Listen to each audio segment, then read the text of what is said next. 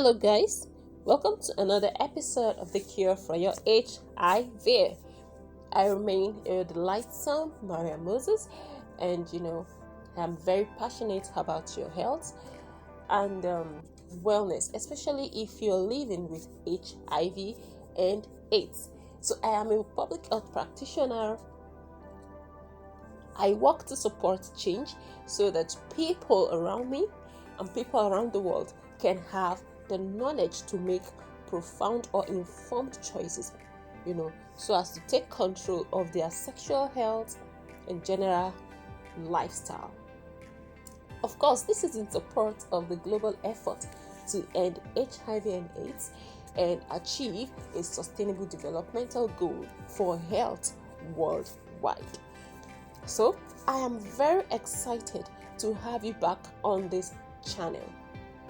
One of the further reasons why this channel came about is because I have discovered almost every day I get clients who happens to become who are positive without they knowing, and this is because 1 in 7 people are actually HIV positive. Okay, now without they knowing their status, and they just develop certain infection or certain diseases or sicknesses, and they keep running from one pillar to post, trying to sort out their health challenges without they knowing that what they are running from one pillar to another post can actually be solved with just simple ARVs. Okay, they do not know they are actually HIV positive, and that really bothers my mind, and that is why I want people to have defined information, informed information, so that you can profound information, so that they can take control of their sexual health, because it's one of the challenge or the channel that this HIV virus happens to get into the human body. But then I believe that in this channel, as many as those who are in this category will be able to sort out their predicament. So if you're looking for HIV testing services, you want to access care and treatment, or you want to know certain information about sexually transmitted infection and their prevention, or probably you want to know certain you want to be educated on relationship. We have certain cases whereby the partner is positive and why the other partner is negative, or we have situation whereby husband and wife, one is positive, one is negative, though they are married, but they want to take in, they want to have children, but they do not want to, they are scared if one of them might be infected. But you know what, it's very simple. If you're in this category, just private chat me or email me through my email address at madamiforjoy@gmail.com. So I'm going to give you quick response, because that is the passion I have for you, because I want you to have a profound health, a healthy lifestyle, so that you can achieve your life dreams and goals. So very quickly today, we'll be talking about very important topic, because a lot of people are asking that what is actually the difference between COVID-19? Does COVID-19 and HIV have anything in common? Okay, yes. Follow me on this channel as you kindly subscribe to my YouTube channel and hit the notification bell for further update, because I will be talking about a lot of things. And this series, I'll be talking about COVID-19 just to clear the air about the question they have been asking. All right. So based on that, today I'll be talking about the differences between HIV and COVID-19, which is formerly known as the SARS-CoV-2. And I think I've talked about that previously in the other video. Okay, so on this note, I'll be talking about epidemiology of this HIV and the COVID-19 itself. Now, according to the UNAIDS, that is United Nations on HIV and AIDS, in its most recent update, which was in 2018, there are 37.9 million, estimated individuals actually living with HIV and AIDS all over the world. Okay, now, when I say HIV, I mean the person is infected. Then as time goes on, the infection can now develop to what we call the AIDS, because of course the moment the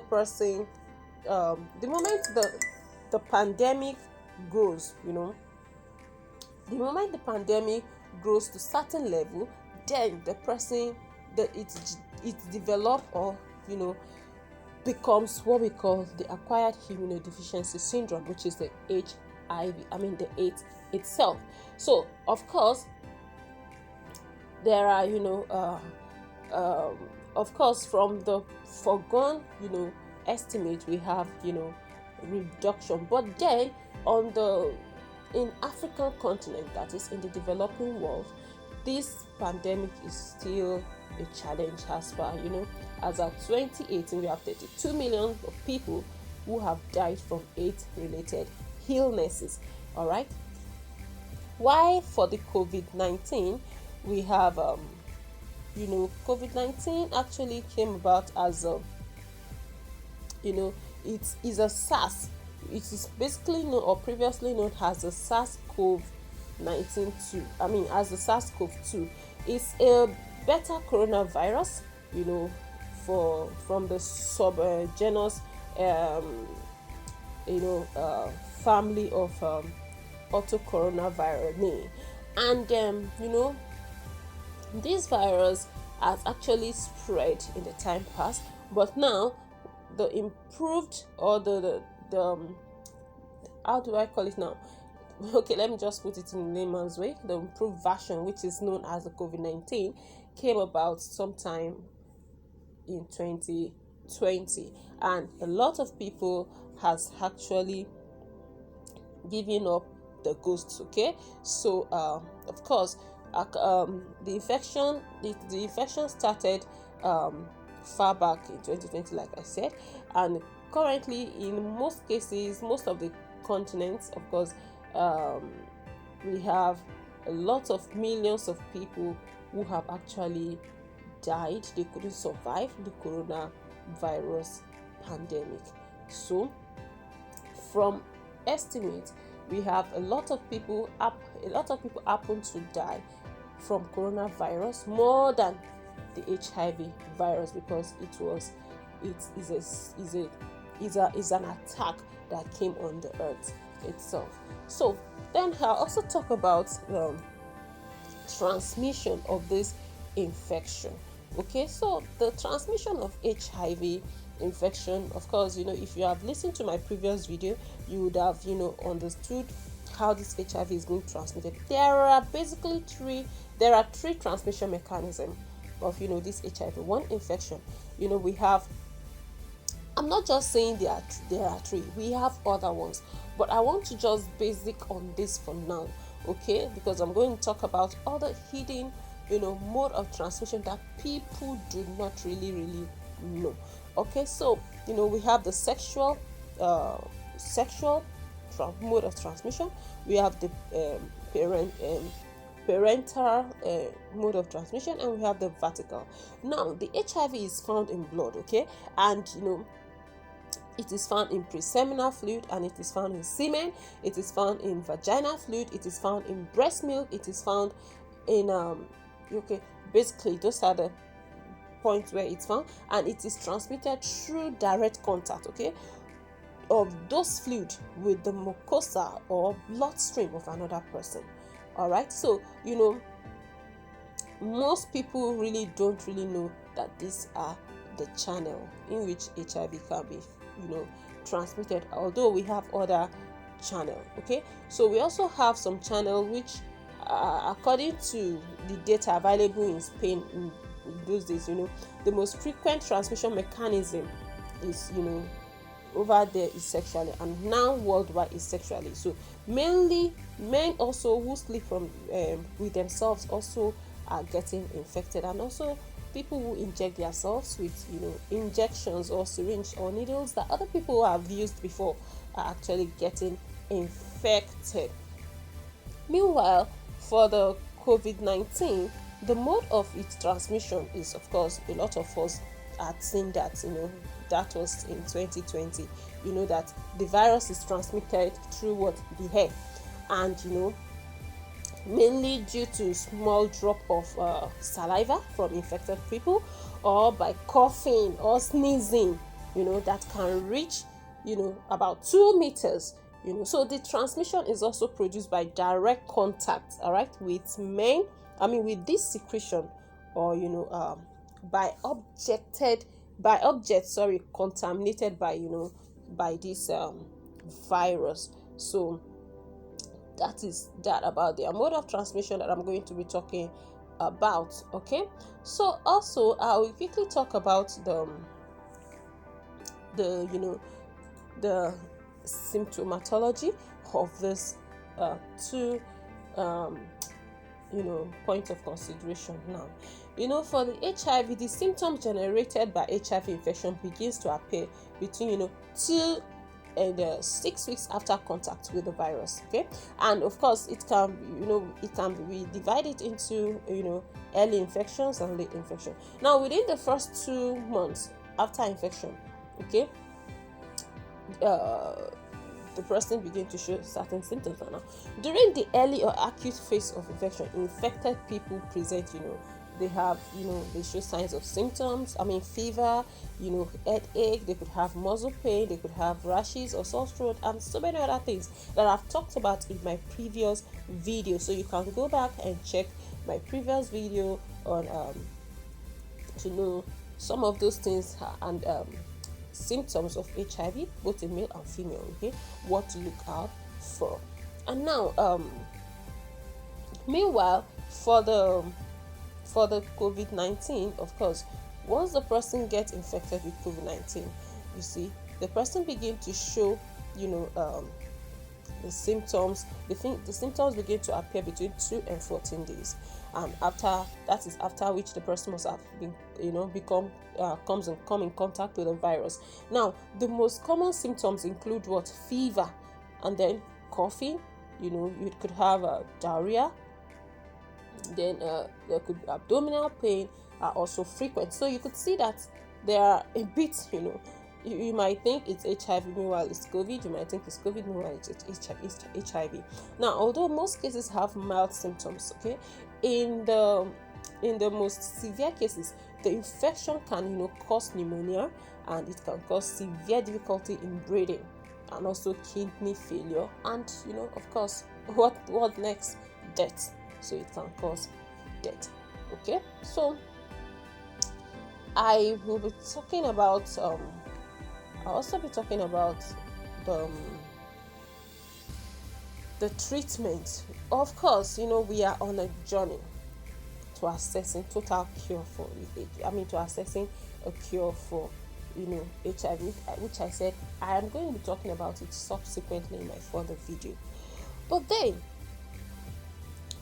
HIV has been the study of how to get viral vaccines that can terminate this virus in the blood is still ongoing. However, people are being treated using the ARTs or ARVs just in an attempt to help them sustain or live longer life, to live long.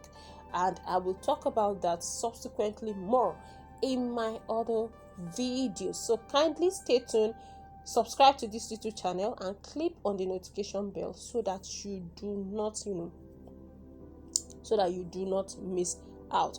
For the COVID-19 treatment, initially include drugs and previously used that are used also in HIV treatment, because they present some similar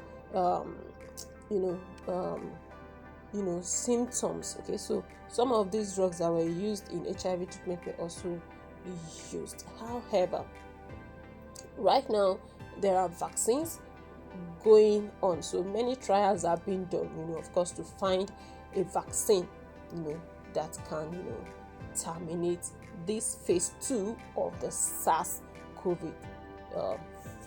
virus. All right. So, of course, this is just bacteriological presentation of anatomical presentation of this COVID-19, SARS-2, COVID, and then HIV itself. So when you study it, you will see the differences, what this one has and what this one does not have, and what makes them the same. All right. Then we have pandemic differences. Of course,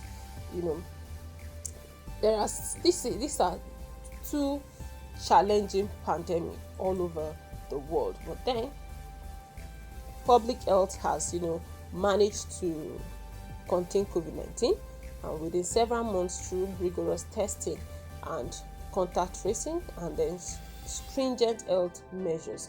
So a lot of things, or a lot of resources have been put in place to see that this COVID-19 is taken out, because COVID-19 is a serious challenge. Okay, so here you could see people who are undergoing those treatments, trying to get back life on their nose. So the bottom line here is this.